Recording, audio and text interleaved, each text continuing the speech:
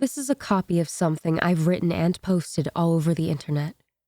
The websites, subreddits, and Discord servers relating to the hobby have long been found and shut down. There aren't many of us anymore, let alone those both young, sane, and tech-savvy enough to navigate the internet. But I know for a fact that all of my old friends that may or may not still gaze still frequent these sites. For obvious reasons, I'd rather not go back into direct contact with them. This is also a general warning for anyone in the state of Utah. Do not go gazing near Park City. 2 things, in case anyone gets curious enough to look it up and not take my warning seriously. 1. Gazing is watching people in their homes, never interacting, never doing anything to affect a person or their property. It's illegal, of course, but most of the people that gaze do so from outside of the property. They use this as a legal and moral excuse to justify their curiosity, though most of the hobbyists claim that as long as you're on public property, you aren't breaking any sort of law just by watching someone's house. 2. Park City is a place near Salt Lake City in Utah. High up in the mountains, it's a place prided as the home of the Sundance Film Festival, which isn't the case anymore, but for a long time it was quite the claim to fame, and the Winter Olympics back in the early 2000s.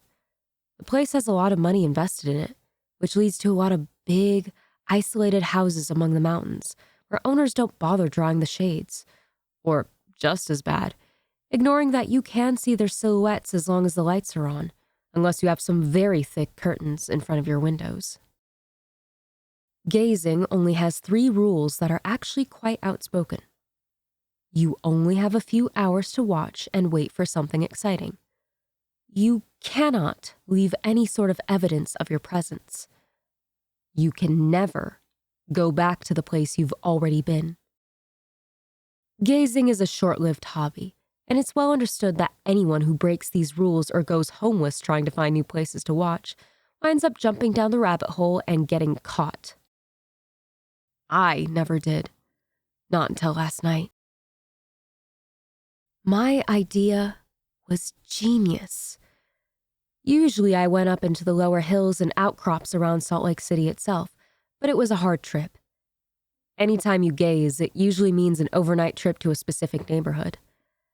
That meant that you either needed a car with nothing discernible about it, or rely on public transportation, which I often did. But a trip to Park City? Hell, I could drive up there myself and make a nice staycation out of it, spending a week in a nice hotel with 3 of the 7 days dedicated to a long trip gazing down the mountains around town. The best part was that I had a way to make it almost too easy of an effort. The Alpine slides. Basically, big, long concrete slides that wind down the mountain. Renting the wheeled cart needed to use the slides was relatively expensive, but I didn't need that. Just the ticket up the chairlift. After a day of enjoying a nice hotel and some pretty fun local bars, followed by a day of using the pool, hot tub, and an arcade down the road, I parked my car at the end of a certain neighborhood and took a bus back to the Alpine slides.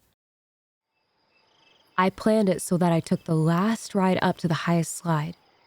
What I thought would be the most dangerous gamble of the night was jumping off of the chairlift and dashing into the forest lugging my pack stuffed with slapdash camping essentials. My insides were in tight knots, but I managed to make the jump while the chairlift was near the ground. I got up and ran, not bothering to check if anyone had seen me. I dove, sliding into the bushes near the trees, and stayed still. I hadn't seen any cameras on the chairlifts, but I made a bet that if there were any, they weren't being watched particularly closely. I waited in the bushes for an entire hour, occasionally crawling east towards the neighborhood that I had spotted on Google Maps. It was a long, winding neighborhood marked with big houses, and this is how you know the people that owned them were loaded. Massive driveways. Best of all, The mountain seemed to slope in just a way that I could comfortably and constantly walk downhill in a thick forest surrounding the houses, comfortably listening to music while I gazed. The sound of an engine came up the hill. I looked back, making sure not to move my body too quickly. A group of security guards rode on ATVs up the hill towards the slide I'd just bailed from. I'd gotten high enough to see where the chairlift I'd abandoned ended up. A large, concrete platform with a slide stretching down towards the opposite side of the mountain. A few employees, I think of the hotel the slides were owned by, stood waiting for the security guards. Still moving slowly, I pulled out my binoculars and watched them. My entire body clenched when the group turned towards the forest I was hiding in. Eventually, one of the employees shook their heads and said something that made the rest laugh. The security guards went back down the mountain, and the hotel employees got to reap a pretty good benefit of their job, getting to slide down after every shift to clock out and go home. Shivering slightly, I put my binoculars back into my pocket and risked standing up. I had crawled far enough into the trees to not be noticed, or at least I hoped. This part of the journey, hiking a few miles towards the neighborhood, was the riskiest part. Getting caught by the hotel would be bad, but getting caught near a public road that I could claim I was in the middle of jogging got me out of felony territory and towards a petty misdemeanor. But god damn, it was a beautiful walk. Squirrels and birds seemed to be everywhere, and the scent of the alpine, a unique blend of fir trees, pines, and sagebrush, was intoxicating. Even if I didn't see anything exciting when I gazed, this renegade hike through the mountains was more than enough of a thrill to make the trip worth it. A few hours later, I rounded a certain hill, and I was finally at my destination. It was pretty much a huge pit that had large houses with even larger yards winding down through forests that were almost overtaken by civilization. Meticulously sculpted pavements snaked down towards the west side of what I'll call the pit. Every quarter of a mile, a 3, occasionally 4-story house split off from the roads. It would have been a nightmare to navigate if there wasn't a consistent pattern on the leftmost neighborhoods. A clear path of forest that would cover me while also being directly across from many of the houses that wound down the pit. At the very end, and I double-checked this just to be safe, was a gate that would let me back out into a public park near Park City proper. My car was parked at the edge of said park. My binoculars came back out from my pocket. The sun was still setting, and there was a stretch of hill that I needed to walk down to start my path down the pit. In the meantime, I thought I'd get some preliminary gazing out of the way. There was only one house that had lights on that I could see from the top of the pit. I say house, but it was really a mansion, hosting a party that filled the entire yard, with a large pool, hot tub, a basketball court, and even 2 batting cages that took up a football field-sized section of land. People of all shapes, sizes, and colors mingled, ate food, and enjoyed the amenities. Nothing crazy or wild enough to warrant writing down at the time it happened, but it was fun watching people have fun. After the sun really started to set, the partiers began moving inside. I watched them go in, trying to see what was going on in the mansion, but I was much too far away and elevated to get a good look.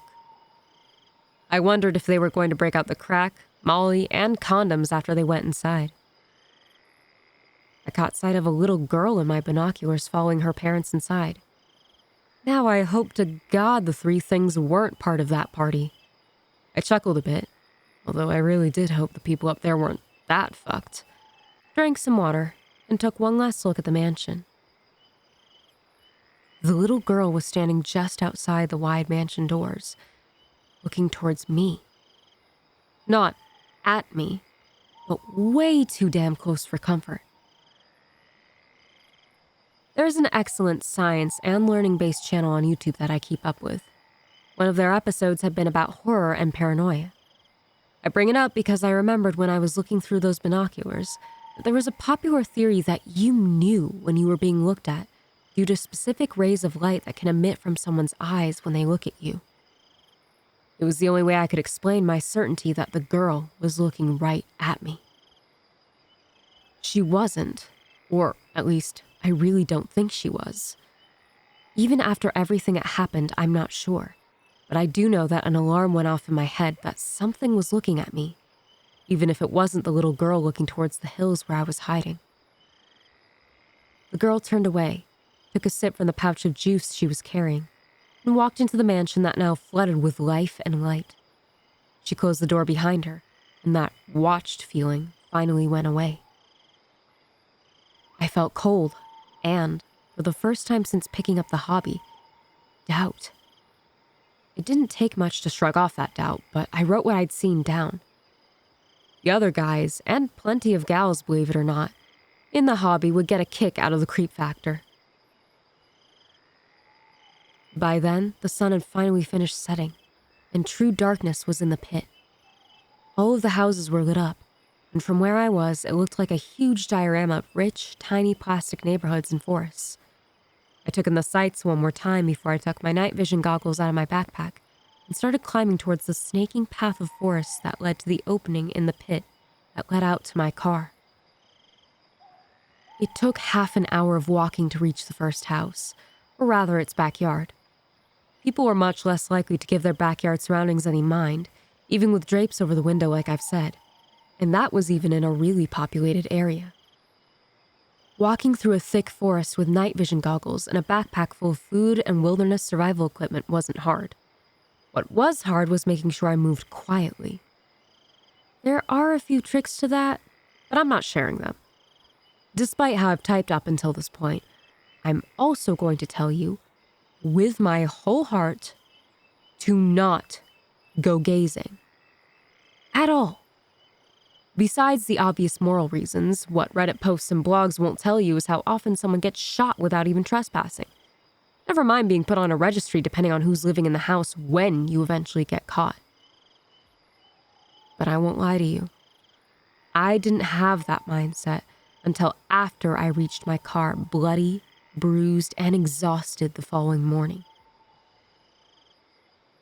When I approached the big, wide backyard of the first home on my trail, I was excited to see what I could glimpse. The night vision goggles came off. I sat comfortably against the hill, and I gazed. There was nothing overtly suspicious or noteworthy about this backyard, so I relaxed just enough to gaze at what looked like the wildest party I'd ever seen. The backyard wasn't that large, but it was full of games, food, and drinks everywhere there was room. Pool tables, ping pong tables, and an inflatable sports area / bouncy house. People were drinking, chatting, and having an absolute blast. The house was a huge, angular glass box marked with marble and granite, with a gigantic wooden patio where even more people were sipping drinks and having fun talking to each other. I don't go to a lot of parties, but this would have been the exception. The only thing that really seemed odd was the second story of the house. Smoke and colored lights filled the air, and unclothed, sweaty people were flowing and undulating, like the heavy wisps of smoke and incense that surrounded them. The entire sight gave me an excited, longing feeling. People were walking in and out of the house, greeting people they hadn't seen before constantly, and with drinks or food. I felt a genuine urge to sneak in and mingle, take advantage of the situation, and have some fun. It was probably going to be my last gazing trip anyway. There were a few people on the edge of the lawn nearest to me that were wearing the kind of clothes I had on. I probably could have done it. Slowly, I slid my night vision goggles back on and turned away from the party. I had a few urges as I made my way around trees, leaves, and bushes to go back. Lord knew that I wanted a reason to cut loose. Honestly, I still couldn't give you the exact reason why I ignored the party. Other than that, I was just too scared to be even a little more risky than I already had been. A quarter of a mile down the forest, I saw a small and cheap-looking apartment building made with red brick. 4 wide and obscured windows were evenly spaced out along its backside, though I couldn't see a door coming out from the small concrete patio or from the sides of the building. I settled down, sat against the hill, and gazed. After a few minutes of twiddling my thumbs and listening to music, a light came on from the top left window. A shape moved through the room, approached the window, then pulled it open. It was a blonde woman, in jeans and a t-shirt. After she'd slid the window open, she frowned and leaned out towards the backyard. "Hey, you!" she whispered, so loudly that she might as well have yelled. I stopped breathing. "Hey, come on! I know you're out there!" My breathing came back, but only enough to keep me conscious. My heartbeat was a heavy pulse that I felt throughout my entire body. Panic was only held back by the fact that she wasn't looking directly at me. Rather, she was looking all around the forest. She didn't know where I was, but she knew I was there. "Come on, please," she yelled, motioning towards the house. "We don't get hikers up here very often. At least tell me which trail you're heading towards." I didn't say anything. Didn't even blink. Had she tracked me on the mountain? Maybe I'd set off some sort of alarm, even though I'd been keeping an eye out. "I'm gonna call the cops if you don't show yourself." I almost broke. I wasn't born with a silver tongue, but I figured that if I had to, I could have passed off as a hiker. Looking back, I probably would have, but even more than the alertness I felt at being spotted, there was an odd twist to my gut that I felt when I looked at the woman continuing to whisper, and, at one point, even started a one-sided conversation trying to get me to reply. At the time, only one thing felt really off to me. Her room, or the room she was standing in at least, was completely empty. The walls were cracked and yellow, both from the old paint and the dim, used bulb that hung naked from a simple plug in the ceiling. A string hung down from it. There was no light switch near the door. Yet the light had come on before I saw any movement in the room. Very, very slowly, I started to move my way down the forest. The light in the room wasn't nearly strong enough to reach where I was, but I played it as safe as I could. She continued to whisper until I was almost out of earshot. This is one of the few things from that night that I don't vividly remember, but I would swear that after a certain distance, she stopped talking entirely.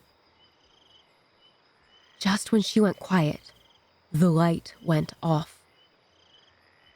Keeping my hands and legs from shaking was almost impossible. The only way I kept it together was a simple fact. If I was being tracked or had been spotted, I needed to keep an eye out for anything that would give that, or me, away. It felt like hours before I saw the next backyard, but it must have only taken me 15 or 20 minutes. Light suddenly shined in my eyes so brightly that I yanked my night vision goggles off and stared at the ground. All I could see was a pulsing white and red. "Freeze!" I heard a man shout from where I'd seen the house. "Put your hands where I can see them!" The red and white flashing in my vision became tinted with blue as my sight came back. Floodlights and police cruiser lights spinning on top of cars marked Park City Sheriff's Department. I don't know what would have happened if I'd surrendered. My gut tells me that I'm only breathing as I type this because I happened to be behind a larger tree when the lights had come on, and two things I heard out of the cacophony of shouts I heard were, "Get up from the ground!" and "We will open fire!" I've never been arrested, and the only experience I have with the cops was watching the titular show when I was younger, and clips on the internet. But even in my panicked state of mind, I knew that cops didn't immediately threaten to shoot a trespasser just for trespassing. And get up from the ground? I was standing straight up behind a tree. I ignored all of my instincts and waited. The cops continued to shout, warning me that they were going to open fire if I didn't come out with my hands up. The longer I waited, the more scared I became. Not because the voices were getting louder or closer. Rather, but they stayed the same. Being conservative, I must have stood behind that tree for at least half an hour. Yet no shots rang out. No noises of foliage being pushed aside as the cops approached me or fanned out to look for me. But the shouting continued, the floodlights and police lights blaring together and making an odd mixing of swirling colors into the trees. What got me moving after another 15 minutes was boredom, if I'm being honest. Not real boredom. I don't think my heart rate or breathing got any slower while I was expecting to get shot. But I did realize that whatever was happening wasn't going to stop. So I tried sneaking forward, low to the ground, in the shadow of the tree I'd been hiding behind. I'd barely made it 5 feet when one of the floodlights swung directly towards me. "There he is! Fire!" I ran, slow and cumbersome-like because of my backpack, but still as fast as I could. Sharp, loud cracks came from the direction of the yard. The police kept yelling, telling me to duck, freeze, to get the fuck down and come back. I kept running. The light was doing one thing in my favor, letting me see what was ahead of me. I had no cohesive thoughts at the time, just the need to go downhill as hard and fast as I could. Any moment, a cop could get a lucky hit in. Only later I realized why I wasn't shot. I couldn't have been shot, at least not by any self-respecting cop that had ever held a gun before. With a target as large and slow as I was, it would have been harder to miss me than not. Like I said, I didn't think about it at the time. I didn't have any thoughts, just a head full of adrenaline that was doing its best to ignore the pain in my arms and legs from running and praying that I would get to see the next sunrise. They didn't chase me. I kept running, long past the reach of any of the lights until I ran face first into a birch tree. My vision was a blur as I fell to the ground, rolling down the hill until I came to a sudden stop against another tree that caught me right in the abdomen. What air I had left in my lungs was knocked out. After a very painful, forced rest on the ground, my breath came back to me. It hurt, and so did my nose that wasn't broken but ran with blood. But I managed to claw my way to a standing position next to the tree that had both saved me and given me a huge bruise on my midsection. If it hadn't, the odds were more than likely that I would have broken something farther down the hill. The only thing that had broken was one of my night vision goggles lenses. Still, I was grateful that I had that much. It and the compass that pointed directly towards the pit's exit was all I needed to run in a straight line as fast as I could to get the hell out of there. My days of gazing were over, to say the least. One step down the hill, it started to rain. Despite the urgency I felt in every atom of my body, I looked up towards the sky, confused. There hadn't been any clouds before, and there weren't any now. The stars shone bright even if a bit muted from the nearby city's light pollution. I couldn't actually see where the rain was coming from, but I swear it was there. A smaller and much creepier detail that I thought about a ways down the hill was that the rain was falling everywhere, including under canopies of leaves that rain naturally ran down to leave the trunks of trees dry. I ignored it. Actually, the smell of ozone and forest rain calmed me down a little. It wasn't much compared to the growing strain on my body and my clothes getting soaked and really uncomfortable, but it was something. There was one more house in my straight shot to the pit's exit, even with my straight run through the forest. I would have ignored it if the light from the backyard didn't sear into my eye. Since I was so close to the exit back into Park City, my night vision goggles went back into my pocket. Unfortunately, the hill rose and split in a way where the much quicker route wound towards the house's backyard that, I saw as I got closer, was lit with a low firelight. There were people there, at least a dozen. Each was tied up on X-shaped St. Andrew's crosses. Connecting them all were confetti streamers. The torches, blazing even in the rain, spread across the yard and only lit up the bodies on the crosses enough for me to get the barest look. Halfway around the hill that I knew would let me out onto a street right next to the pit's exit, I realized that it wasn't streamers that connected all of the crosses. Streamers weren't pink and fleshy with a tubular shape. I could also finally see that the streamers were coming from and tied between each of the bodies. Before I could scream, or more likely puke my guts out, I heard a sharp whisper near me, from the right side of the yard. The cross closest to the end of the yard had a living person on it. A girl with one streamer already out and tied to another cross behind her. 2 kids, teenagers, were trying to pull an iron stake out of one of the girl's feet. "Hey, you!" one of them whispered directly at me. "Please, come help us. We're so close." "Please," the other whispered, eyes darting between me and her friend as she sobbed. "Please help." The edge of the yard was only a few steps away. The house, a large temple-looking one that was made of massive logs and full of windows, was completely dark. I took a few steps forward, not really sure if I was going to help or not, and tripped. Falling face forward, I reached towards the ground with all my might and dug my fingers into the hard dirt. One of my nails ripped off, but I slowed to a crawl mere inches from the edge of the yard. I had to bite down on the cuff of my jacket to keep from screaming.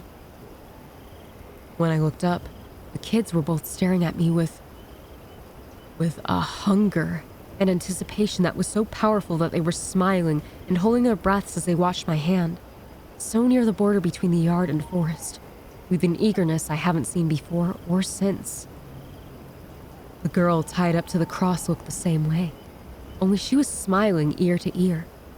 Her eyes almost glowed in the firelight as she looked at me. I scrambled backwards up the hill and ran again, this time not even bothering with the night vision goggles. I ran and I ran, then I ran some more. Rain and tree branches scraped at my hands and face as I stumbled through the forest. Eventually, I spilled out onto a black paved street. Ahead of me, with only one phosphorescent light to see it by, was a concrete guard post next to an iron gate that passed through the lowest edge of the pit. I'd made it. Next to the gate, on a grassy hill that sloped down from a mansion I could barely see even with the night vision goggles, was my car. Same color, license plate, and everything. There was no doubt that this was my car. I took a few shaky steps toward it, then stopped in the middle of the street. I pulled my keys out of my pocket and hit the lock button. Far to my right, past the iron gate, there was a distant honk as my car signaled that it had been locked. "Nice try," I wheezed softly, not even hearing myself. Looking back toward the pit, which now towered in front of me, I couldn't see anything of what I'd passed before, except for a house on the opposite side of where I'd climbed down from. Lights were flashing from the inside, red lights that looked like flames. My binoculars didn't come out of the backpack. I was much too tired, and scared if I'm being honest, to even do that. But I would swear that the girl I'd seen at the party through those same binoculars at the top of the pit, the one that was the last to enter the only normal house I'd seen throughout the night, was there, watching me. I climbed over the iron gate, found my real car, and got the hell out of there. I haven't been up to Park City since, nor do I intend to set foot near the place. All I did was double-check the Google images of the pit, only to see that none of the houses I'd seen matched the houses that were on the satellite images. Beyond that, my gazing days are done. My story is far from the only strange one that you get from talking to homeless people or vagabonds on what they've seen come out of voyeurism. But nobody would believe my story. So, I'm posting it here. Don't go gazing near Park City. Or, better yet, don't go gazing at all.